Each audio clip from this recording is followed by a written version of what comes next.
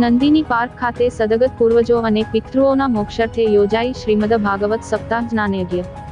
ભરૂચના link road સ્થિત Nandini park ખાતે ત્રિવેદી પરિવાર દ્વારા સદગત પૂર્વજો અને પિતૃઓના મોક્ષાર્થે શ્રીમદ ભાગવત સપ્તાહ જ્ઞાનયજ્ઞ યોજાઈ હતી।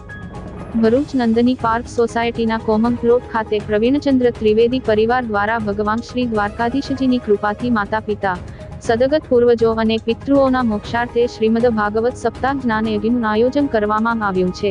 આ પાવન ભાગવત કથાનો આરંભ 14 એપ્રિલ 2025 ના રોજ થયો અને 20 એપ્રિલ 2025 સુધી ધર્મપ્રેમીઓ માટે વિવિધ ધાર્મિક કાર્યક્રમો યોજાઈ રહ્યા છે।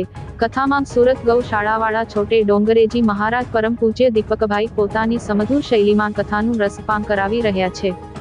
આ અવસરે વિવિધ ધાર્મિક અને સાંસ્કૃતિક કાર્યક્રમોનું પણ આયોજન કરવામાં આવ્યું હતું। આ પ્રસંગે ઉપસ્થિત બ્રહ્મ અગ્રણીઓએ કથાકાર પરમ પૂજ્ય દીપકભાઈનું શાલ ઓઢાડી સન્માન કર્યું હતું।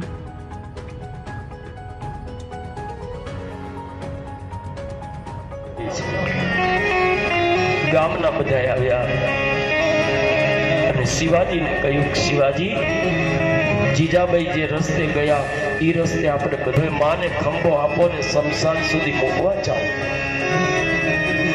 શિવાજીએ જવાબ આપ્યો, જો એટલા માટે હું રડું છું, મારા આંખમાં આંસુ છે। હું ગમે એટલો થાક્યો ઘરે આવું અને મારી ગરડીમાં મારા માથે હેતાળો હાથ મૂકે ને શિવા એટલું બોલે બધો થાક ખાલી માયને ટુકારો દે ત્યાં પેલાના દુઃખ મટી જાય છે।